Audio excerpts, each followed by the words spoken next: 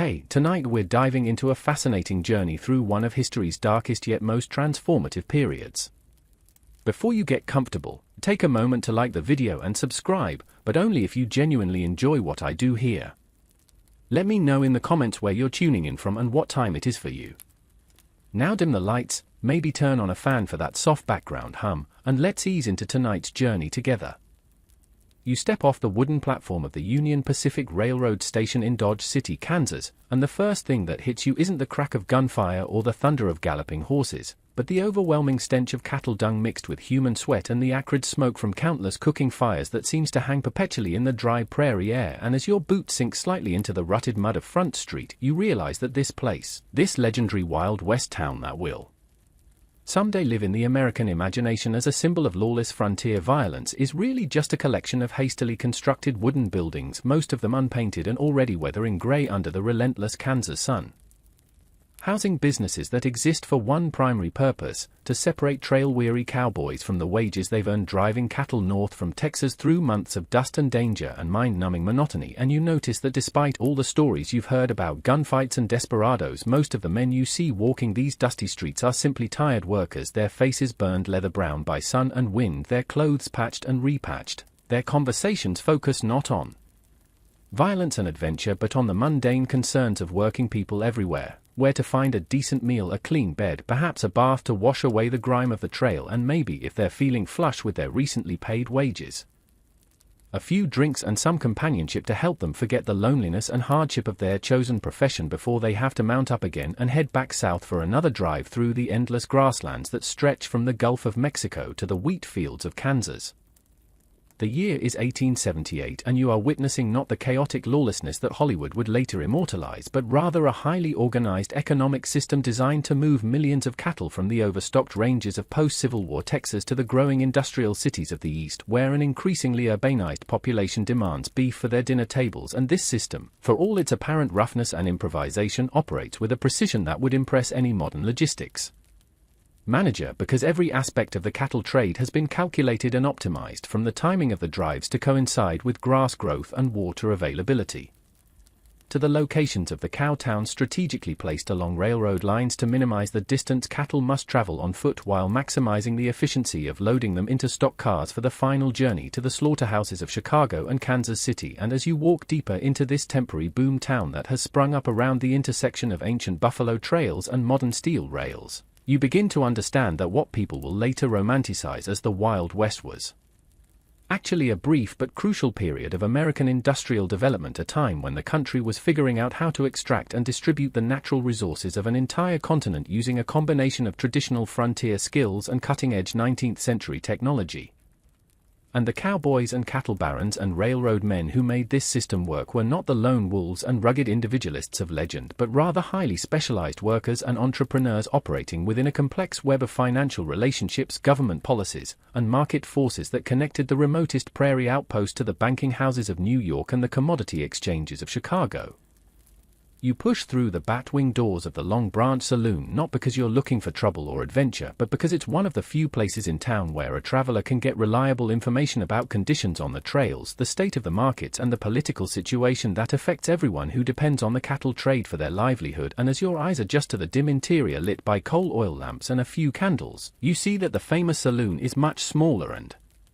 shabbier than you expected, with a rough plank bar, a few mismatched tables and chairs, and walls decorated with yellowing newspapers, advertising posters, and the occasional wanted notice. And the men gathered here are not the colorful gunfighters and desperados of popular imagination, but working cowboys, cattle buyers, merchants, and local businessmen whose conversations center on practical matters like the price of beef in Chicago, the condition of the grass along various trail routes, the reliability of different banks and shipping companies, and the always important question of whether the local sheriff can be trusted to maintain order without being too heavy-handed in his methods. Because while these frontier towns certainly had their share of violence and lawlessness, most people understood that excessive chaos was bad for business. And the merchants and civic leaders who controlled the economic life of places like Dodge City had strong incentives to establish and maintain at least a basic level of law and order that would allow commerce to flourish and encourage the steady flow of cattle and cowboys that kept money flowing through the local economy.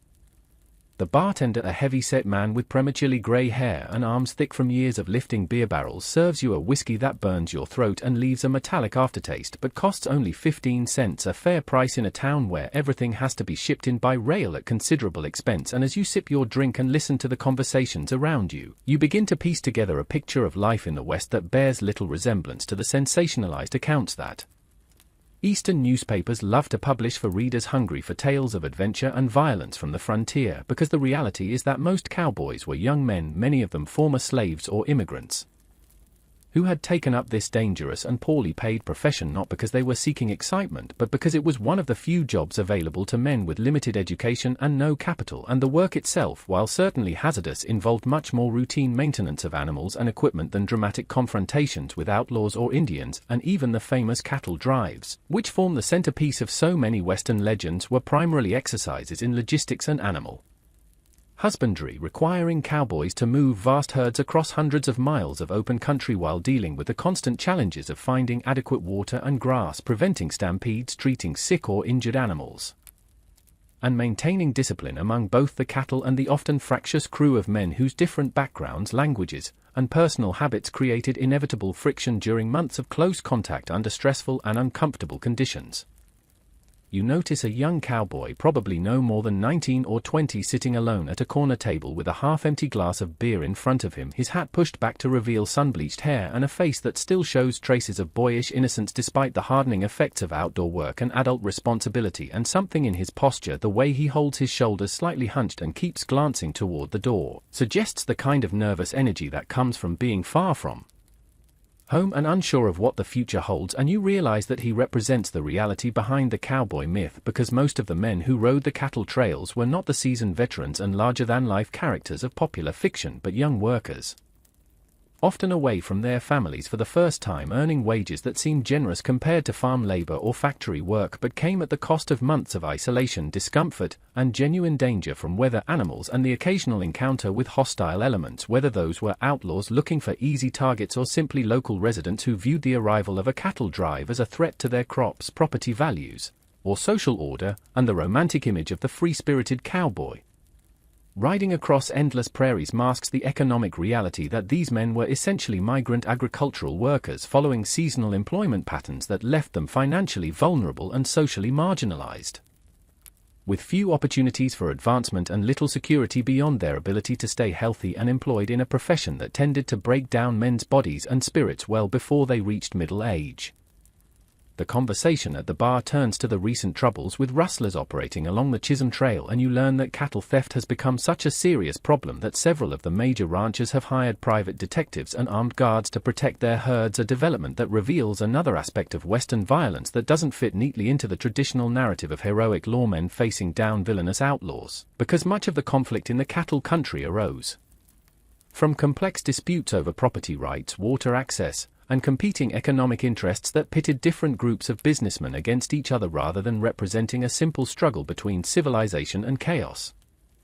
And the rustlers themselves were often not career criminals but desperate men driven to theft by economic circumstances, drought, market downturns, or other factors that made legitimate employment difficult to find. And the violence that sometimes erupted from these conflicts was typically not the ritualized gunfighting of legend but rather the brutal, impersonal violence of economic warfare with hired gunmen, night raids, cattle poisoning, and other tactics that bore more resemblance to modern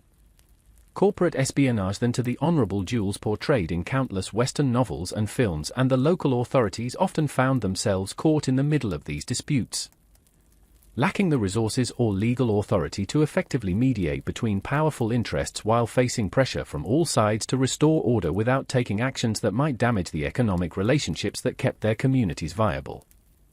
As the evening progresses and more cowboys drift into the saloon from the cattle pens and boarding houses where they've been resting after completing another drive north from Texas, you begin to notice the ethnic and cultural diversity that characterized the real West but is often overlooked in popular representations of the period. Because while the dominant image of the cowboy is that of a white Anglo-Saxon Protestant riding alone across the range, the reality is that perhaps as many as 1/3 of the men working cattle were Mexican vaqueros, African-American freedmen, or recent immigrants from Europe, each group bringing its own traditions, skills, and perspectives to the demanding work of moving cattle across vast distances. And you hear conversations in Spanish, German, and heavily accented English as men from different backgrounds share information about trail conditions or job opportunities, and news from home, and you realize that the cattle frontier was actually one of the most racially integrated workplaces in 19th century America, not because of any particular commitment to equality or social justice, but because the harsh demands of the work and the constant shortage of experienced hands meant that anyone who could ride a horse and handle cattle could find employment regardless of their background, and this practical integration, while certainly not free from prejudice and conflict, created a unique social environment where men were judged primarily on their ability to do the job rather than their ancestry or social status. And many of the most respected trail bosses and cattle handlers were Mexican vaqueros whose families had been working cattle for generations before the first Anglo settlers arrived in Texas, bringing with them techniques and equipment that formed the foundation of the American cattle industry and whose influence can still be seen today in everything from cowboy vocabulary to ranching practices.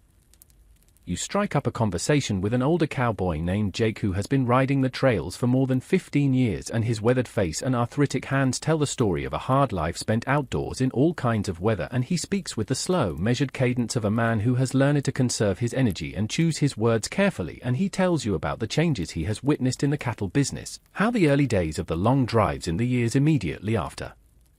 the Civil War were truly wild and dangerous times when law enforcement was minimal and conflicts were often settled with violence, but how the business has become increasingly organized and regulated as the profits attracted serious investors and the routes became established and well-traveled.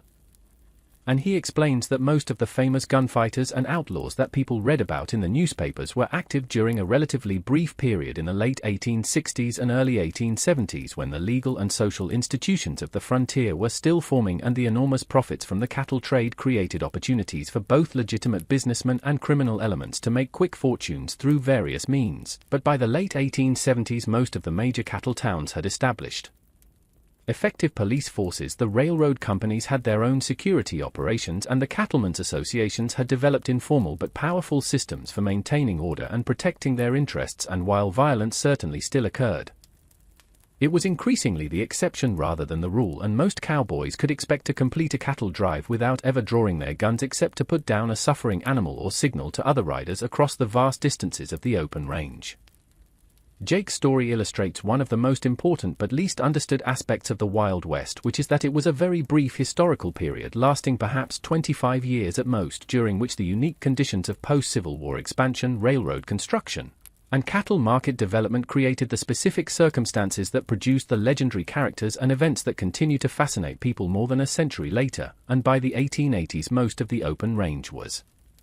being divided into private ranches protected by barbed wire. The major cattle trails were being replaced by railroad branch lines that could transport cattle more efficiently and safely than long drives.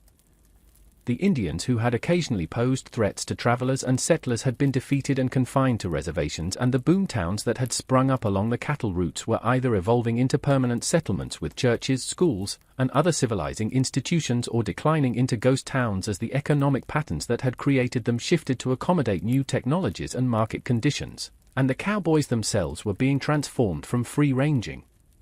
nomadic workers into ranch hands with regular employment, fixed wages, and supervisors who expected them to follow established procedures rather than relying on their individual initiative and improvisational skills. And this transition from the open range to modern ranching marked the end of the Wild West as a distinct historical phenomenon and the beginning of its transformation into the mythological construct that would capture the American imagination for generations to come. The evening crowd in the Long Branch grows larger and more boisterous as word spreads that a successful cattle drive has just reached town, meaning that several dozen cowboys will soon have cash in their pockets and a powerful thirst for entertainment after months on the trail. And you watch as the saloon staff prepares for the influx of customers by restocking the bar, setting up additional tables, and discreetly checking the locations of the shotguns that serve as the establishment's insurance against serious trouble. And you notice that despite the popular image of Western saloons as places of constant violence and mayhem, the Long Branch operates more like a frontier version of a modern hospitality business with standardized prices, written policies about credit and gambling, and staff members whose primary concerns are customer service and profit maximization rather than dramatic confrontations. And the owner, a shrewd businessman named Chalk Beeson, who also happens to be the mayor of Dodge City, has worked hard to create an atmosphere that allows cowboys to blow off steam and spend their money without creating the kind of chaos that would drive away other customers or attract unwanted attention from law enforcement. and his success in balancing these competing demands reflects the broader pattern of frontier development, where successful businesses and communities were those that found ways to accommodate the rough culture of the cattle trade while gradually introducing the social norms and legal institutions that would make long-term growth and stability possible. And the evolution of places like the Long Branch from simple drinking establishments to complex entertainment venues offering gambling, music, and female companionship shows how quickly frontier communities adapted to market opportunities and customer demands, creating sophisticated commercial operations that served the specific needs of their transient clientele while building the economic foundation for more permanent settlement and development.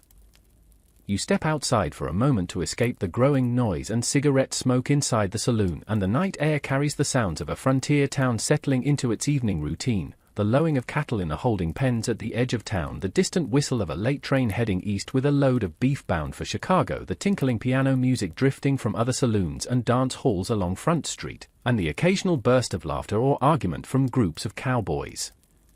making their rounds of the town's entertainment establishments. And as you look up at the vast expanse of stars visible in the clear prairie sky unmarred by the light pollution that would later obscure them from urban dwellers,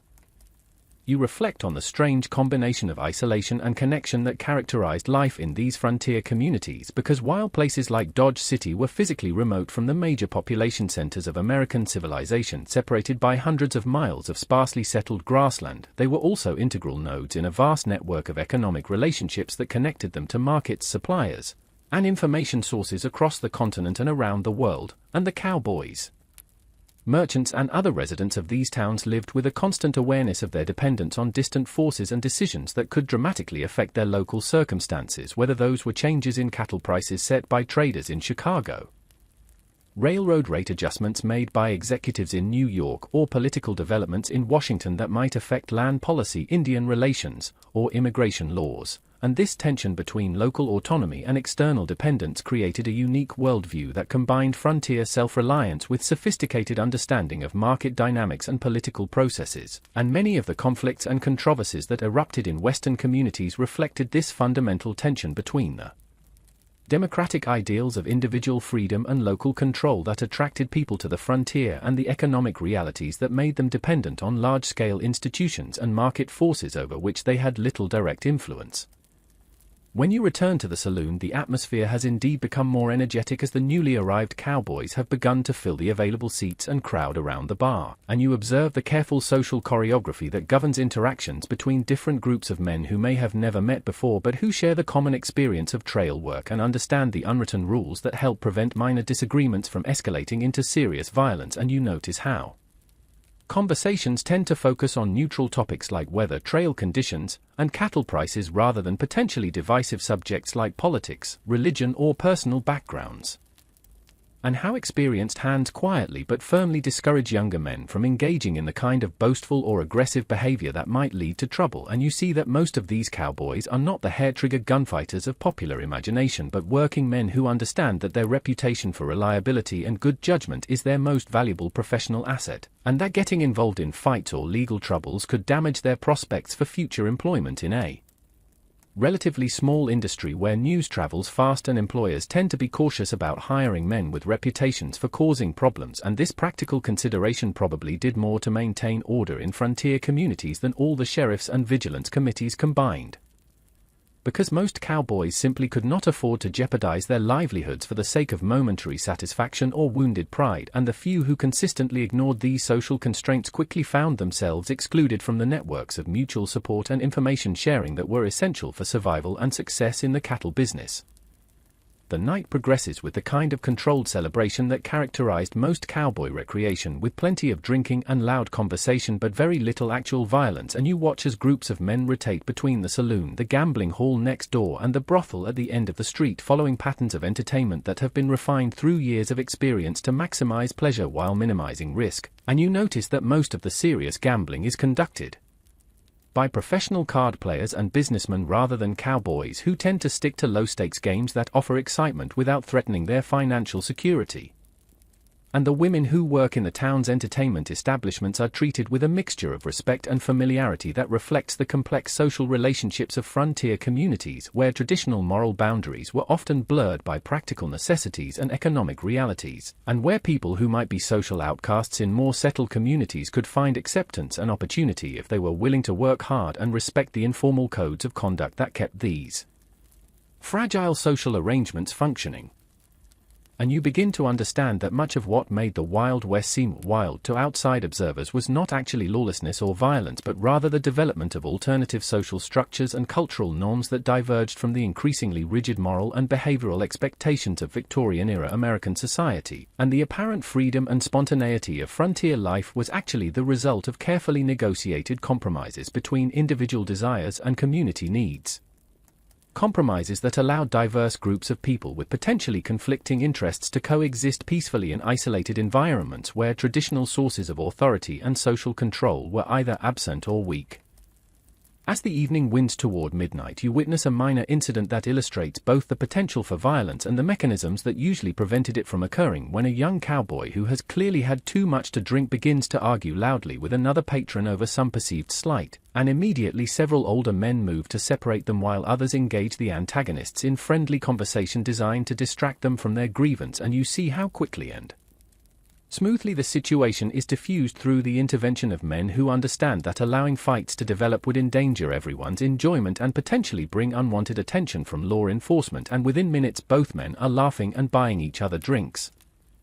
The source of their disagreement apparently forgotten, and you realize that this kind of informal conflict resolution was probably far more common than the dramatic gunfights that capture popular attention, and that the social skills required to navigate these potentially volatile situations were as important as any technical abilities for men who spent months at a time in close quarters with strangers under stressful conditions, and the development of these interpersonal competencies represented a crucial adaptation to the unique social environment of the frontier, where the normal institutional supports for maintaining order were often inadequate or absent, and where individual survival and group cohesion depended on the ability to manage conflicts before they escalated to levels that could threaten the safety and economic interests of entire communities. You decide to take a room at the Dodge House, the town's premier hotel, which turns out to be a modest two-story wooden building with thin walls, basic furnishings, and rates that reflect the premium charged for any form of comfort or privacy in a boom town where most visitors are expected to make do with shared accommodations in boarding houses or bunk rooms above the saloons. And as you settle into bed listening to the sounds of the continuing celebration filtering through your window, you reflect on the complexity of the historical phenomenon that people have come to call the Wild West, because what you have witnessed during your evening in Dodge City bears little resemblance to the melodramatic narratives of heroic lawmen and villainous outlaws that dominate popular culture, and instead reveals a fascinating period of rapid economic and social development during which diverse groups of Americans worked together to create new forms of commerce, community, and culture adapted to the unique challenges and opportunities of the post-Civil War frontier. And while violence was certainly present in this environment, it was typically not the romanticized violence of individual honor and dramatic confrontation, but rather the more mundane violence of economic competition, social friction, and the harsh realities of life in a society that lacked many of the institutions and safeguards that more established communities took for granted. And the men and women who participated in this grand experiment in frontier capitalism were not the larger-than-life figures of legend, but ordinary people responding to extraordinary circumstances with combinations of courage, pragmatism, opportunism, and simple determination to build better lives for themselves and their families in a land that offered both unprecedented freedom and equally unprecedented risks. You wake the next morning to the sound of cattle being loaded into railroad cars, a process that begins before dawn and continues throughout the day as thousands of animals are weighed, sorted, and herded up wooden ramps into the stock cars that will carry them to their final destination in the slaughterhouses of the East. And you dress quickly and make your way to the railroad yards to witness this culmination of the cattle drive process, the moment when months of hard work and investment are finally converted into profit or loss depending on the current market prices and the condition of the animals after their long journey from Texas. And you see that this operation requires the same kind of precise coordination and specialized knowledge that characterizes any major industrial process. With railroad employees, cattle buyers, veterinary inspectors, and financial agents all playing crucial roles in ensuring that the transfer of ownership and transportation arrangements proceed smoothly and efficiently. And you notice that many of the cowboys who seemed so free and independent during their evening of recreation are now taking orders from foremen and supervisors, checking animals for signs of disease or injury, and handling paperwork that will determine how much they are paid for their months of labor. And this transformation from seemingly autonomous frontier adventurers to wage workers in a complex industrial system reveals one of the fundamental contradictions of the Wild West experience, which is that the apparent freedom and individualism of cowboy life was actually dependent on participation in increasingly sophisticated networks of corporate organization and financial control that linked every remote cattle ranch to the emerging structures of modern American capitalism. The loading process itself is a marvel of efficiency born from years of trial and error, as railroad crews who have performed this operation thousands of times work with practiced precision to move cattle from the holding pens into cars designed specifically for livestock transport, and you watch as experienced handlers use a combination of physical positioning, vocal commands, and strategic applications of pressure to guide nervous animals up narrow ramps and into confined spaces where they will spend the next several days in conditions that would be considered inhumane by modern standards, but which represented a significant improvement over the alternative of driving cattle the entire distance to market on foot. And you observe how the different breeds and types of cattle require different handling techniques, with longhorns being more aggressive but also more intelligent than the shorter horned breeds that are gradually replacing them as ranchers select for animals that produce more beef and adapt better to confined spaces. And you begin to understand that the cattle industry was undergoing rapid technological and biological evolution during this period, with innovations in breeding, feeding, transportation and processing creating new opportunities for profit while also making traditional cowboy skills less valuable and forcing changes in working methods and employment patterns that would eventually transform the entire character of Western livestock operations. As you walk through the bustling railroad yards, you encounter Maria Gonzalez, a woman in her 40s whose family has been involved in the cattle business since before Texas independence and who now operates a successful freight and supply company that serves ranchers and cattle drives throughout the region. And her story illustrates another aspect of frontier life that popular narratives often overlook, which is the significant role played by women, particularly Mexican and Mexican-American women, in the economic development of the West, because while the cultural mythology of the frontier emphasizes masculine adventure and individual achievement, the reality is that successful ranching and commercial operations typically depended on the contributions of women who managed households, maintained business records, negotiated with suppliers and customers, and often made crucial decisions about resource allocation and strategic planning while their husbands or male relatives were away on cattle drives or other business. And Maria's operation employs dozens of people, owns substantial real estate in several towns, and maintains financial relationships with banks and businesses throughout Texas and Kansas, making her one of the most influential economic actors in the region, despite the fact that her contributions would never be mentioned in the sensationalized newspaper accounts that shaped Eastern perceptions of frontier life. And her success demonstrates that entrepreneurial opportunities in the West were not limited to Anglo men but were available to anyone with the skills, determination and capital necessary to take advantage of the rapid economic growth that characterized the frontier during its brief period of maximum development and expansion. Maria invites you to visit her warehouse and office, a substantial brick building that represents the kind of permanent investment in infrastructure that was transforming Western towns from temporary boom settlements into stable commercial centers. And as you examine her inventory of supplies and equipment, you gain insight into the complex logistical challenges involved in supporting cattle operations across vast distances where transportation was expensive and unreliable, and where the failure to obtain essential items at crucial times could mean the difference between profit and catastrophic loss. And you see shelves stocked with everything from horseshoes and rope to medical supplies and preserved food, all of it carefully selected based on years of experience with the specific needs of cowboys, ranchers, and cattle drives. And Maria explains how her business has evolved from a small family operation selling supplies to local ranchers into a regional enterprise that contracts with major cattle companies to provide comprehensive logistical support for their operations, including advanced placement of supplies along trail routes, coordination with railroad shipping schedules, and financial services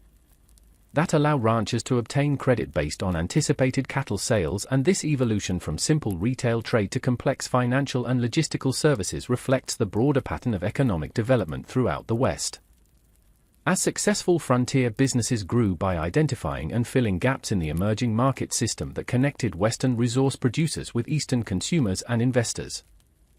The conversation with Maria reveals the crucial but often overlooked role of credit and financing in the cattle business, because while popular culture portrays cowboys and ranchers as rugged individualists operating outside the constraints of modern economic systems, the reality is that most cattle operations were heavily dependent on borrowed money, and the success or failure of ranches and cattle drives often hinged on the availability of credit and the terms of loan agreements rather than on the dramatic confrontations and individual heroics that dominate Western fiction. And Maria's company has become successful partly because she understood early that providing financial services was as important as supplying physical goods. And she has developed relationships with banks in Kansas City and Chicago that allow her to offer credit to ranchers and cattle buyers who might otherwise be unable to obtain financing through traditional channels. And this innovation in frontier finance has enabled smaller operators to compete with larger companies and has contributed to the rapid expansion of the cattle industry by making capital available to entrepreneurs who had the skills and knowledge to succeed but lacked the family wealth or Eastern connections that provided initial funding for many of the most visible cattle barons. And her success in this challenging field demonstrates that the frontier economy was much more sophisticated and interconnected than the popular image of isolated, self-sufficient Western communities would suggest, and that success in the cattle business required not just traditional frontier skills but also modern financial and commercial expertise that connected local operations to national and international markets. As you continue your exploration of Dodge City in the morning light, you begin to notice details that were obscured by darkness and alcohol during your previous evening's observations, and you see that the town is actually a carefully planned commercial operation designed to extract maximum profit from the cattle trade while minimizing the costs and risks associated with serving a transient population of working men with money to spend and limited time to spend it. And the layout of the streets, the placement of businesses, and even the design of individual buildings reflect strategic thinking about traffic flow, security concerns, and operational efficiency that would be familiar to any modern urban planner. And you realize that the apparent chaos and spontaneity of frontier towns like Dodge City was actually the result of rational economic calculation by entrepreneurs who understood their market and designed their operations to serve specific customer needs while protecting their investments from the various risks associated with frontier commerce, including theft, violence, natural disasters, and the possibility that changes in transportation routes or market conditions might suddenly eliminate the economic base that supported their communities. And this tension between the appearance of wildness and the reality of careful planning and organization runs throughout the entire phenomenon of the Wild West, which was simultaneously a genuine frontier experience involving real dangers and uncertainties and a carefully constructed commercial enterprise designed to profit from those very dangers and uncertainties by providing the goods and services that enabled people to survive and prosper in challenging environments. You visit the office of the Dodge City Times, the local newspaper whose editor and publisher Nicholas Klain has made a career of documenting and promoting the town's reputation as a center of frontier excitement and adventure, and you discover that much of what people think they know about the Wild West actually originated in the promotional efforts of local boosters and newspaper editors who understood that sensational stories about gunfights, outlaws, and lawless behavior would attract attention from Eastern readers and potential investors. And Klain shows you back issues of his paper filled with dramatic accounts of shootouts, cattle rustling, and other colorful incidents that, while based on real events,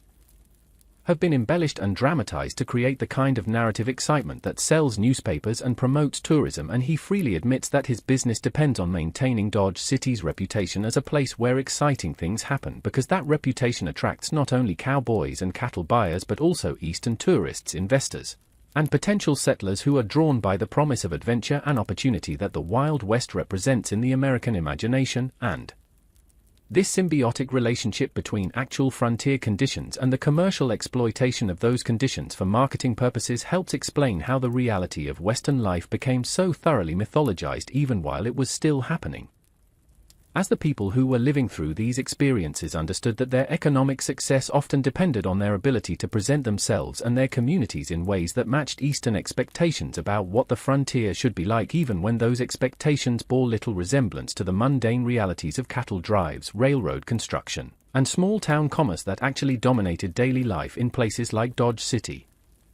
Klein's files contain correspondence with Eastern publishers and journalists who regularly request stories about Western violence and adventure, and you see how the demand for this type of content has created a kind of feedback loop in which Western communities feel pressure to live up to their reputations for excitement and danger, even when the residents would actually prefer greater stability and respectability, and some of the most famous incidents in Western history were actually relatively minor events that gained national attention because they fit popular expectations about frontier life and were reported by skilled writers who knew how to transform ordinary conflicts into compelling narratives of good versus evil, civilization versus barbarism, and individual courage versus overwhelming odds. And this process of mythologization was not imposed on the West by outsiders but was actively participated in by Western residents who understood that their region's economic development depended partly on maintaining its romantic appeal to Eastern investors and settlers, and many of the most prominent Western figures, including some of the most famous lawmen and outlaws, were skilled self-promoters who cultivated their public images as carefully as any modern celebrity, and their success in creating lasting legends about themselves and their communities has had profound effects on American culture that extend far beyond the brief historical period when the conditions that created the Wild West actually existed.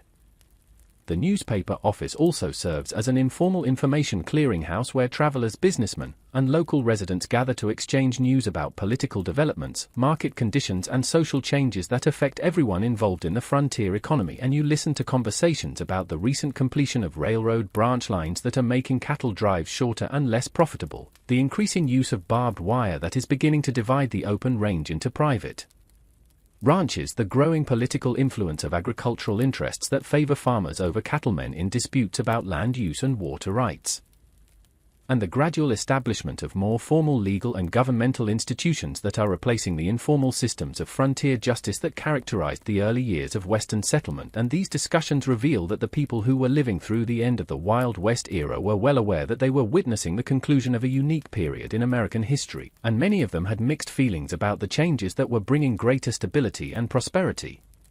but also eliminating many of the opportunities and freedoms that had attracted them to the frontier in the first place. And their comments reflect a complex understanding of the trade-offs involved in the transition from frontier conditions to more settled forms of social and economic organization, and their recognition that the very success of Western development was making the Wild West experience obsolete and transforming the region into something more closely resembling the Eastern communities that many Western residents had originally sought to escape. As the morning progresses, you decide to ride out to one of the nearby cattle ranches to see how the business actually operates beyond the dramatic moment of the cattle drives, and you arrange to accompany a supply wagon heading to the Circle K Ranch, owned by a former Confederate officer named James Butler, who came to Kansas after the Civil War and built a successful operation through a combination of military organizational skills, borrowed capital, and careful attention to the changing market conditions that determine success or failure in the cattle business. And the ride across the prairie gives you a chance to experience the vast emptiness that both defined and limited frontier life.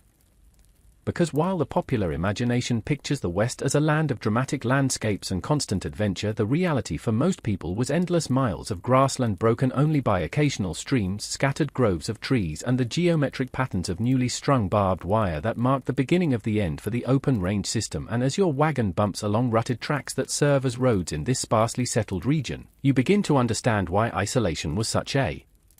constant factor in Western life, and why the social institutions that developed on the frontier were necessarily different from those of more densely populated areas, because when your nearest neighbor might be 20 miles away and the closest town 50 miles in the opposite direction,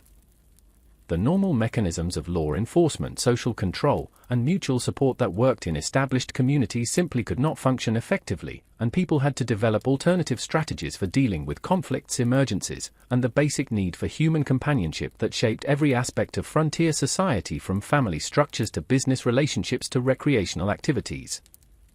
The Circle K Ranch, when you finally reach it after 3 hours of travel across seemingly empty grassland, turns out to be a modest collection of wooden buildings arranged around a central yard, with corrals for horses and cattle, a bunkhouse for the hired hands, a main house for the owner's family, and various outbuildings for storing equipment, feed, and supplies. And the whole operation has an air of careful economy and practical efficiency that reflects the reality that successful ranching required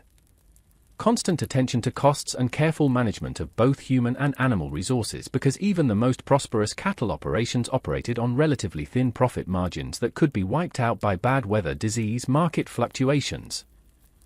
or any of the other risks that made frontier agriculture such a precarious endeavor, and James Butler, when he greets you with the careful courtesy that characterized frontier hospitality, proves to be a thoughtful, well-educated man whose conversation reveals a sophisticated understanding of national politics, international economics, and the technological changes that were transforming American agriculture, and whose success as a rancher depends as much on his ability to analyze market trends and manage complex financial arrangements as on any traditional frontier skills like horsemanship or cattle handling, and his operation employs a dozen full-time workers whose backgrounds reflect the ethnic diversity of the frontier workforce, including Mexican vaqueros, former slaves from Texas, Irish immigrants, and young men from farming families in Kansas and Missouri who have been attracted to ranch work by wages that are higher than those available in agricultural areas, but who often find that the isolation and physical demands of the job make it less appealing than they had expected. Butler's ranch house serves as the center of a complex network of social and economic relationships that extend far beyond the immediate vicinity, because successful ranching required maintaining connections with suppliers, customers, financial institutions, and information sources across a vast geographic area, and you notice that his office contains maps of railroad routes, market reports from livestock centers, correspondence with cattle buyers in Chicago and New York, and newspapers from major cities that keep him informed about political and economic developments that might affect his business. And this sophisticated approach to information gathering and market analysis was typical of successful frontier entrepreneurs who understood that survival in the cattle business required more than just hard work and good intentions, but also demanded the kind of strategic thinking and long-term planning that would be familiar to any modern business executive. And the apparent simplicity of ranch life masked the complexity of the decisions that ranchers had to make about everything from breeding programs and grazing management to transportation, logistics, and financial planning, decisions that required knowledge of subjects ranging from animal husbandry and veterinary medicine to commodity markets and international trade policies. The daily routine at the Circle K provides insight into the actual work of ranching, which involves much more mundane labor than the exciting adventures portrayed in popular Western fiction, as you observe cowboys repairing fences, treating sick animals, maintaining equipment, and performing the countless other tasks necessary to keep a large-scale livestock operation functioning efficiently. And you see that the work requires not just riding skills but also carpentry, blacksmithing, veterinary knowledge, and basic accounting abilities, and that most ranch hands are expected to be competent in multiple specialties rather than simply expert horsemen. And the famous independence and self-reliance of Western workers partly reflected this need for versatility and adaptability in environments where specialized services were often unavailable, and where the ability to improvise solutions to unexpected problems could mean the difference between success and disaster. And you notice that the relationships between ranch owners and their employees were typically more egalitarian than those found in eastern factories or southern plantations, partly because of the shared hardships and dangers of frontier life, but also because the specialized knowledge and skills required for successful ranch work gave experienced hands considerable bargaining power and made it difficult for owners to treat them as easily replaceable labor. And this relative equality between employers and workers was one of the factors that made Western society seem more democratic and opportunity-rich than other regions of the country, even though the actual economic differences between ranch owners and cowboys were often substantial and the opportunities for advancement from employee to owner were more limited than frontier mythology suggested.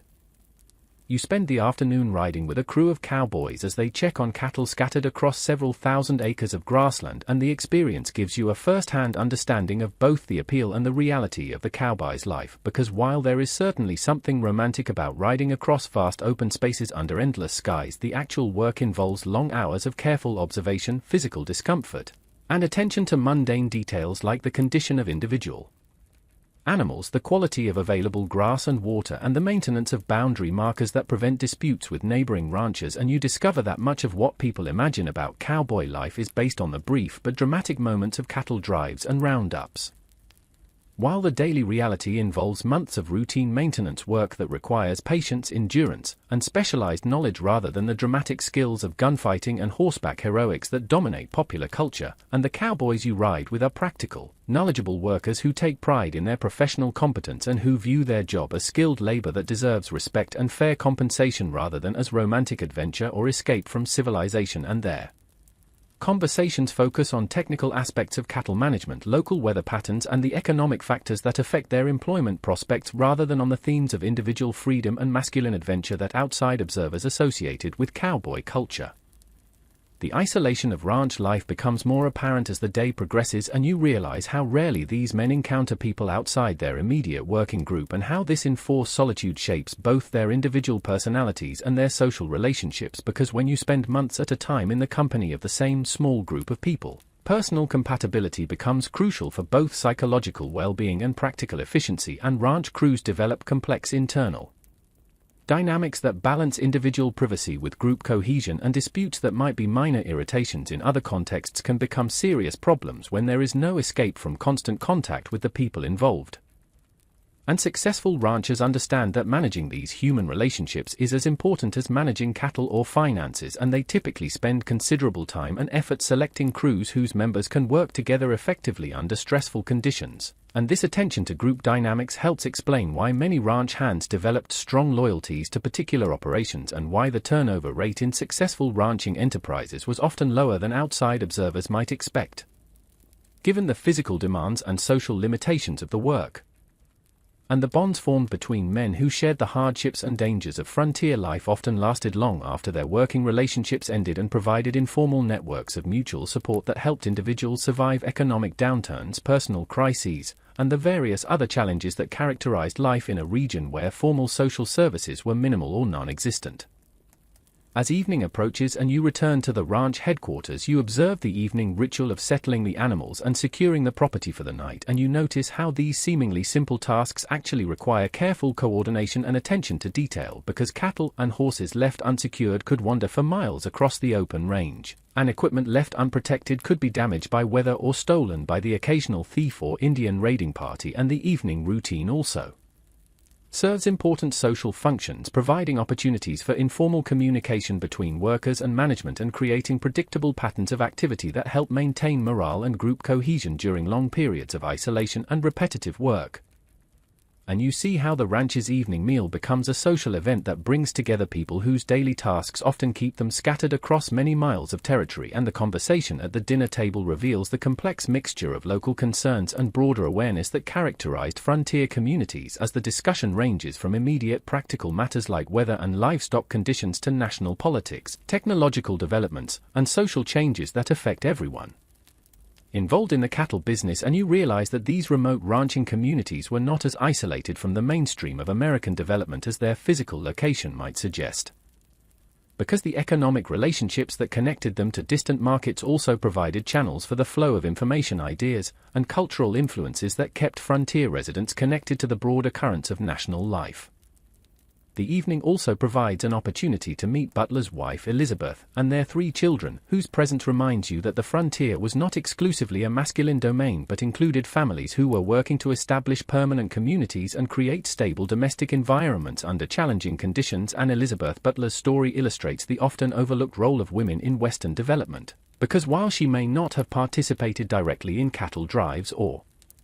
gunfights, her contributions to the ranch's success include managing household finances, maintaining correspondence with suppliers and customers, providing medical care for both family members and employees, educating the children in the absence of formal schools, and serving as the ranch's primary connection to the wider network of social and cultural institutions that provided stability and continuity in frontier communities. And her skills in these areas were as essential for the ranch's success as any of the more dramatic abilities associated with cowboy culture. And her presence also highlights the ways in which Western society was simultaneously more egalitarian than Eastern society in some respects and more traditional in others, because while frontier conditions often required women to take on responsibilities and develop skills that would have been considered inappropriate in more settled communities, the isolation and physical demands of frontier life also reinforced traditional gender roles and family structures that provided security and stability in environments where other forms of social organization were weak or absent. the conversation after dinner turns to the changes that everyone knows are coming to the cattle business as railroad expansion, agricultural settlement, and new technologies combine to transform the economic and social landscape of the West, and Butler speaks with a mixture of nostalgia and pragmatic acceptance about the end of the open range era and the need to adapt ranching operations to new conditions that will require different skills, different business models, and different relationships with both employees and customers, and he predicts that within a decade most of the famous cattle trails will be obsolete, replaced by railroad branch lines that can transport cattle more efficiently and safely than long drives. And that the cowboys who have become symbols of Western freedom will either adapt to become ranch hands with regular schedules and predictable duties, or will find themselves displaced by workers with different skills better suited to the changing requirements of modern agriculture. And this conversation reveals the self-awareness of people who understood that they were living through the end of a unique historical period and who were already beginning the process of transforming the Wild West experience into the nostalgic memory that would eventually become one of America's most powerful cultural myths. And their ability to analyze and discuss these changes with such clarity and detachment suggests that the supposed lawlessness and chaos of frontier life had actually produced a population of sophisticated observers who understood the historical forces shaping their region and their own role in a larger pattern of national development. As you prepare for sleep in the ranch's guest room, listening to the sounds of the prairie night and reflecting on the day's experiences, you begin to understand that the question of how wild the Wild West actually was cannot be answered simply because the reality contained elements of both genuine wildness and careful organization, both individual freedom and institutional control, both democratic opportunity and economic exploitation, and the apparent contradictions in the historical record reflect the complexity of a society that was simultaneously primitive and sophisticated, egalitarian and hierarchical, violent and peaceful, depending on the specific circumstances and the particular perspective from which it was observed. And the enduring fascination with the Wild West in American culture probably stems partly from this complexity, because the frontier experience embodied many of the fundamental tensions and contradictions that continue to characterize American society, including the tension between individual liberty and social responsibility, between economic opportunity and environmental protection, between cultural diversity and national unity, and between nostalgic idealization of the past and realistic planning for the future. And the myths and legends that grew up around the Wild West serve not just as entertainment but as a way of exploring these deeper themes and contradictions that give meaning and significance to the American experience.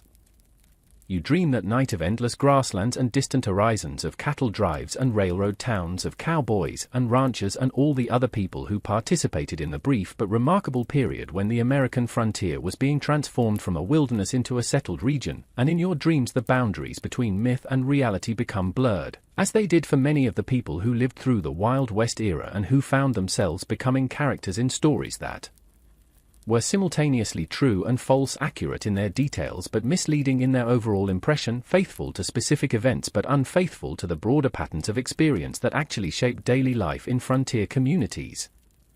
And when you wake the next morning to the sound of roosters and the distant lowing of cattle, you carry with you a deeper appreciation for the complexity and ambiguity of historical experience, and a recognition that the Wild West was neither as wild as its promoters claimed nor as tame as its critics suggested, but rather a fascinating example of how human communities adapt to challenging environments, and how those adaptations are remembered, mythologized, and transformed into cultural symbols that serve purposes quite different from historical accuracy but equally important for understanding the societies that create and preserve them. Your final day in this exploration of the real Wild West begins with a visit to Boot Hill Cemetery, where the graves of men who died violent deaths in Dodge City's early years provide tangible evidence of the reality behind the legend. And as you read the simple wooden markers that record names, dates, and occasional details about how these individuals met their ends, you realize that most of them were not the famous gunfighters and notorious outlaws of popular imagination, but ordinary working men who died in accidents, fights, or from diseases that would be easily treatable today. And the handful of graves that do represent victims of the kind of violence that made Dodge City famous tell stories that are usually more complex and less heroic than the simplified narratives of good versus evil that characterize most Western fiction, because closer examination of the historical records reveals that many of the most celebrated incidents involved conflicts between business rivals, personal disputes that escalated beyond anyone's intentions, or confrontations between law enforcement officers and individuals who were often more confused or desperate than genuinely criminal. And the mythology that has grown up around these events typically obscures the economic, social, and political factors that created the conditions in which such violence could occur, and focuses instead on individual psychology and moral character in ways that make compelling stories but provide limited insight into the actual historical forces that shaped frontier society. The cemetery visit leads to a conversation with Dr. Thomas McCarty, the town's physician whose medical practice has given him intimate knowledge of both the violent and the mundane aspects of frontier life, and his professional perspective provides a valuable counterpoint to the sensationalized accounts that dominate popular understanding of the Wild West, because as someone who has treated both gunshot wounds and the more common ailments that actually threatened most frontier residents, he understands that disease, accidents, and the various health problems associated with poor nutrition, inadequate sanitation, and exposure to harsh weather conditions were far more significant threats to life and well-being than the dramatic violence that attracts public attention. And his patient records show that most of the people who died prematurely in frontier towns like Dodge City were victims of typhoid, pneumonia, tuberculosis, and other diseases that thrived in communities with limited medical resources and poor public health infrastructure. And while these deaths were individually tragic and collectively significant for understanding the real costs of frontier development, they do not provide the kind of dramatic narrative material that feeds popular fascination with Western violence and adventure. And Dr. McCarty's observations remind you that historical accuracy often conflicts with narrative excitement, and that the most important aspects of past experience are not necessarily the most memorable or entertaining ones. Dr. McCarty's practice also illustrates the crucial role played by professional services in frontier communities, because while the popular image of the Wild West emphasizes self-reliance and individual resourcefulness, the reality is that successful frontier towns required the same kinds of specialized services that supported life in more settled regions, including medical care, legal advice, financial services, and technical expertise, and the availability of these services often determined which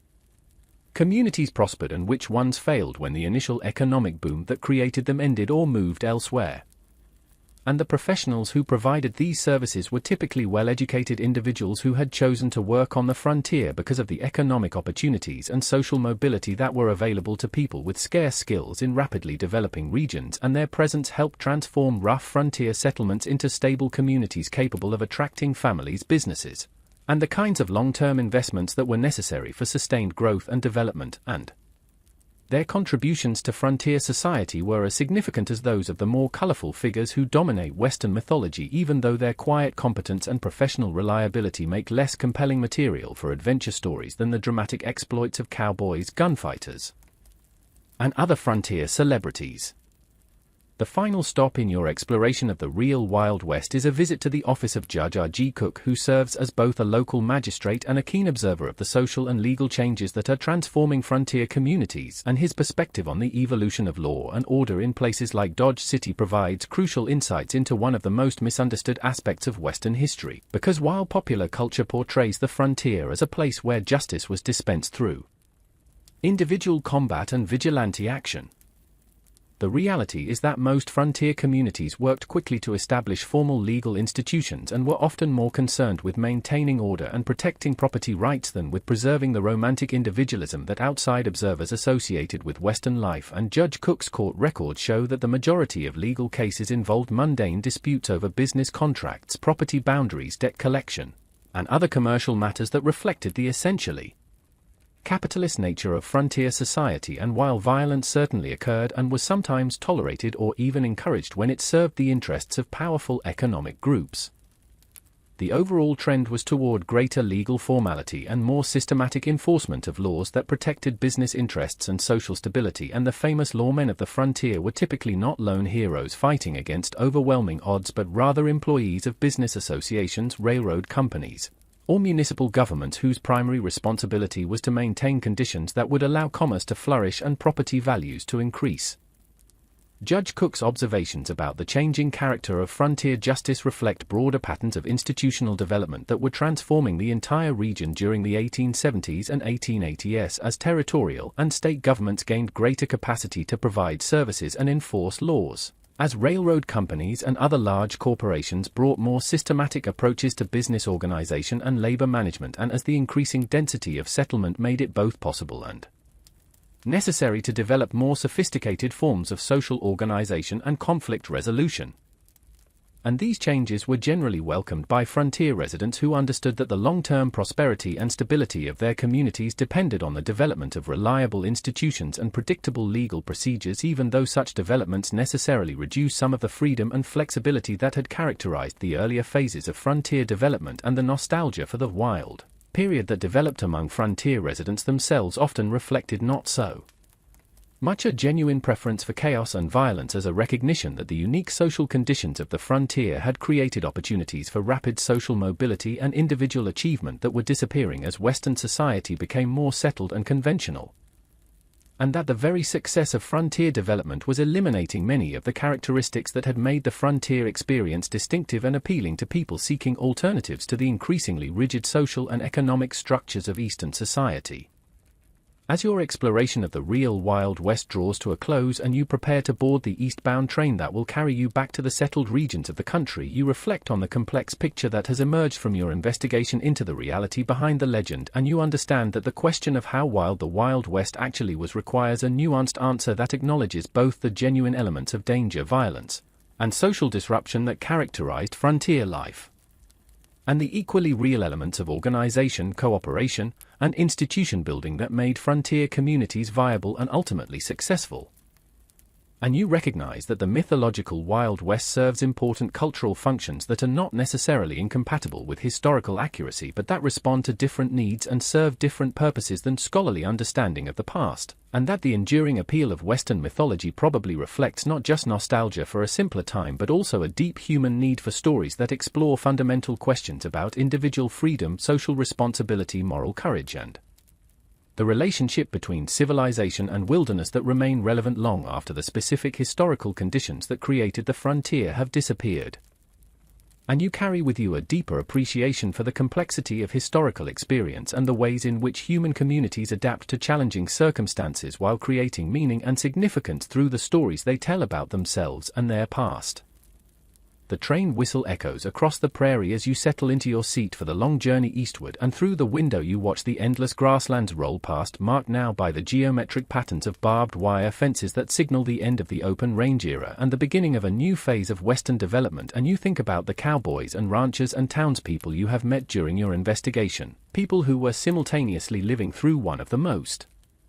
romanticized periods in American history and dealing with the mundane realities of making a living, raising families, and building communities under challenging conditions, and you understand that their experience was both more ordinary and more extraordinary than the popular mythology suggests.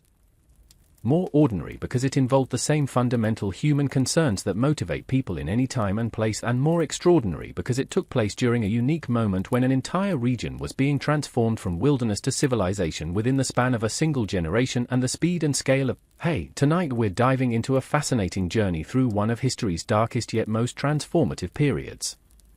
Before you get comfortable, take a moment to like the video and subscribe, but only if you genuinely enjoy what I do here. Let me know in the comments where you're tuning in from and what time it is for you. Now dim the lights, maybe turn on a fan for that soft background hum, and let's ease into tonight's journey together. You step off the wooden platform of the Union Pacific Railroad station in Dodge City, Kansas, and the first thing that hits you isn't the crack of gunfire or the thunder of galloping horses, but the overwhelming stench of cattle dung mixed with human sweat and the acrid smoke from countless cooking fires that seems to hang perpetually in the dry prairie air. And as your boots sink slightly into the rutted mud of Front Street, you realize that this place, this legendary Wild West town that will someday live in the American imagination as a symbol of lawless frontier violence, is really just a collection of hastily constructed wooden buildings, most of them unpainted and already weathering gray under the relentless Kansas sun.